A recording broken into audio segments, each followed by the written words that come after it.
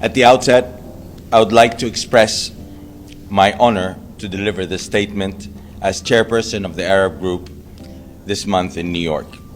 And I would like to thank esteemed ambassadors among us today from the Organization of Islamic Cooperation and the Non-Aligned Movement as well. The displacement of Palestinians in Gaza must be unequivocally rejected. The Arab Group categorically rejects such displacement, which constitutes a clear violation of Article 49 of the Fourth Geneva Convention of 1949, prohibiting the forcible transfer of protected populations from occupied territories, irrespective of motive. We commend the international community's firm stance in rejecting these proposals and reaffirming their illegality under international law. A united and unequivocal rejection by member states is imperative. This is not acceptable whether it is against the people of Palestine or any other state. We would also like to shed light on the ongoing, alarming Israeli expanded aggression in the West Bank. These actions are a clear violation of international law and must stop immediately. Colleagues, this very institution was founded on the fundamental pillar of upholding and respecting international law in order to maintain peace and security worldwide.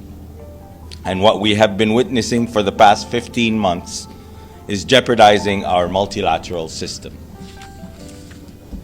The adoption by the Security Council of Resolution 2735 was a glimmer of hope towards the end of the Israeli aggression on Gaza, and we urge the Security Council to uphold and enforce the principles of the resolutions, which calls for an immediate and full and complete ceasefire, the return of Palestinian civilians to their homes and neighborhoods in all areas of Gaza, the safe and effective distribution of humanitarian assistance at scale, and rejection of any attempt at demographic or territorial change in the Gaza Strip, including any action that reduce the territory of Gaza. And finally, the unwavering commitment to the two-state solution consistent with international law and relevant UN resolutions. In addition, we commend Qatar and Egypt, as well as the United States, for the utmost dedication in working around all the obstacles that are jeopardizing the ceasefire deal. The entire world supports a ceasefire in Gaza, and we all want to see its full implementation to lead to a sustainable and lasting ceasefire and to peace to the region and the world. Finally, we, the Arab countries, want to see a Riviera, a Palestinian Gazan Riviera, in the independent and internationally recognized state of Palestine. With this, I give the floor to my esteemed brother, Dr. Riyadh Mansour, Ambassador of the State of Palestine. Thank you, Brother Tariq. Shukran jazilan. And allow me at the beginning to express our gratitude for this massive representation of all of the Arab ambassadors and ambassadors from all regions of the globe, including NAM, OIC, the Committee on the Exercise of the Inalienable Rights of the Palestinian People from the African countries, from Asia, from Latin America, and this assembly of all ambassadors is to endorse the content of what was read by my brother Tariq, and we are strongly united behind the ceasefire to make it permanent, to spread to not only the Gaza Strip but also in the West Bank against the aggression there, and for the Israeli forces to leave the Gaza Strip and to leave the occupied West Bank, beginning with the northern part of the West Bank. and the full implementation of all provisions of the agreement through the 3 stages. In addition to that, we are united behind the implementation of Resolution 2735. It was adopted by the Security Council. No one voted against it. We want to see the implementation of that resolution as well. We had a large Arab delegation that met last week with the President of the Security Council. We conveyed this sentiment along with our rejection to the ethnic cleansing and forced transfer of the Palestinian people outside their homeland, especially those from the Gaza Strip. And we are very grateful for the Chinese ambassador who conveyed the content of our meeting, including we extended an invitation to the Security Council to come and visit the land of the State of Palestine, including the Gaza Strip. We also had yesterday a meeting of all the Arab ambassadors with all of the European Union ambassadors in their offices. It was a very powerful meeting. It was a very constructive meeting, and we converged our positions on many important issues, including the ceasefire, the implementation of the stages, and the implementation of 2735, and honoring and respecting international law, and also to oppose the violation of provisions of international law as it relates to the crime against humanity of forced transfer. We believe that such strong messages from key components of the international community, along with the Secretary General, who made it crystal clear that he opposes ethnic cleansing as it relates to the Palestinian people in the Gaza Strip. So therefore, we will continue our efforts here at the United Nations, with the Security Council, with the General Assembly, with the Secretary General and all components of the international community, not to allow further crimes to be inflicted upon the Palestinian people. What we need is to open doors for peace. What we need is a political horizon.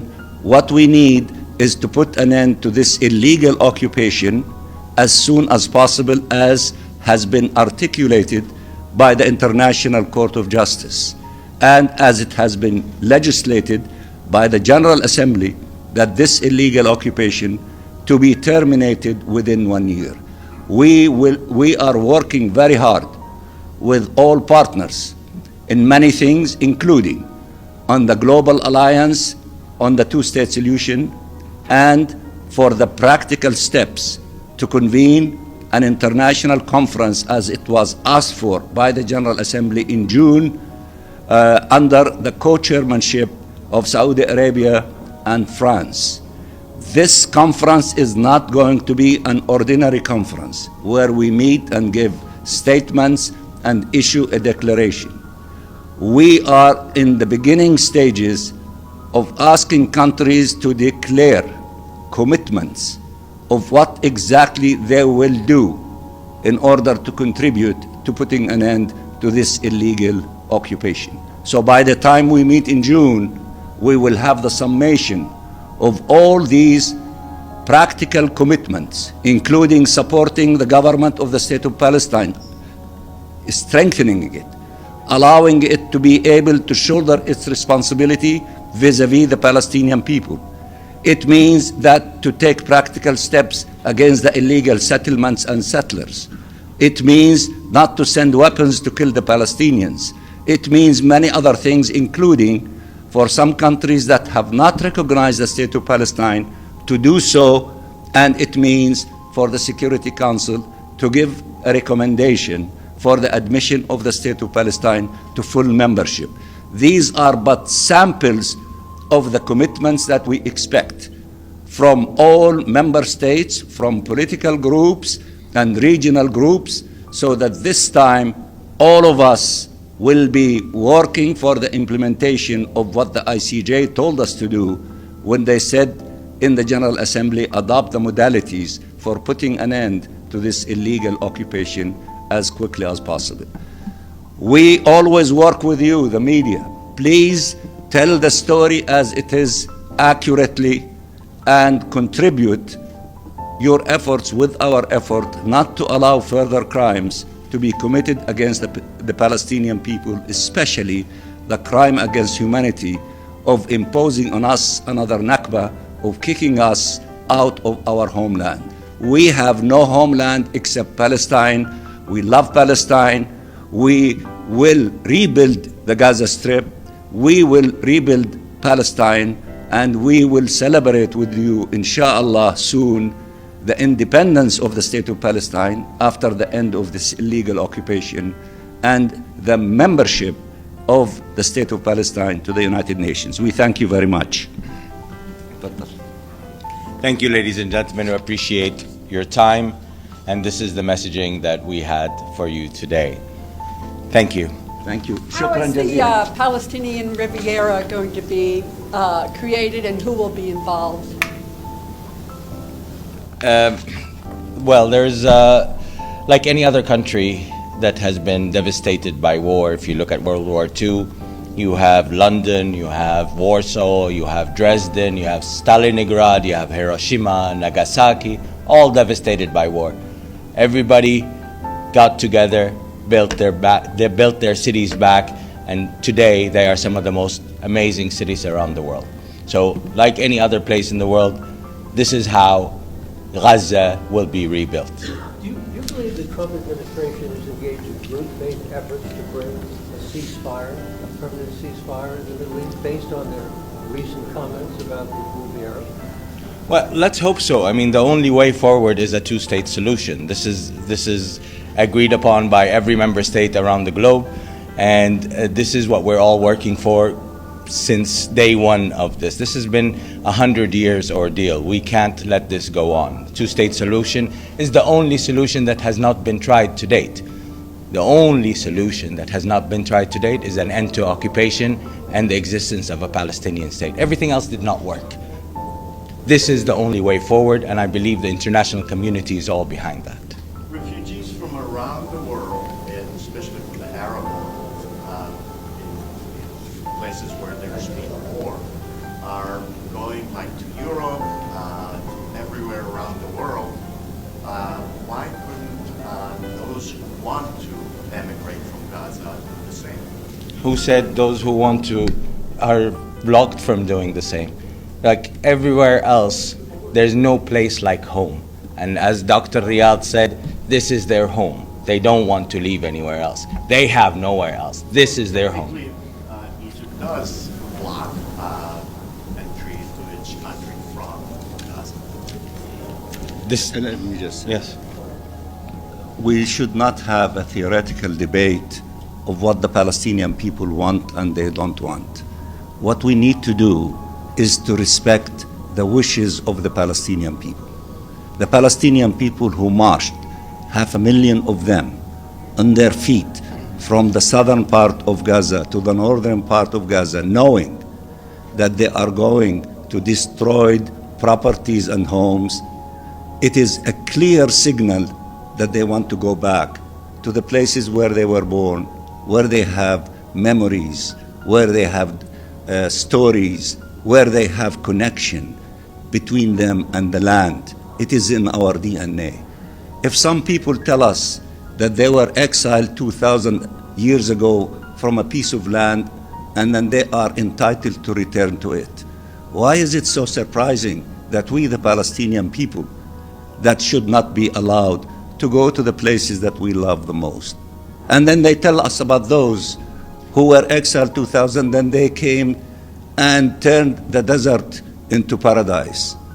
We are able to turn the destroyed beautiful areas that used to be beautiful in the Gaza Strip to what we want it to be. We are resilient people.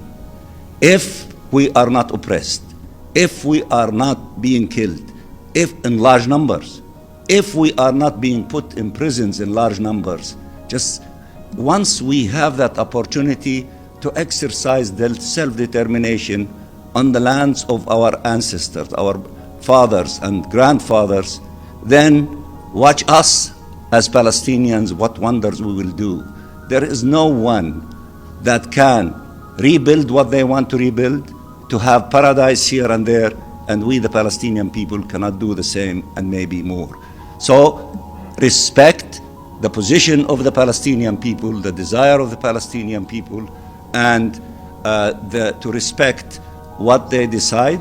Don't kill them, don't force them, don't starve them, don't deny them hospitals, don't deny them schools, and then say they have the right to migrate away from hell.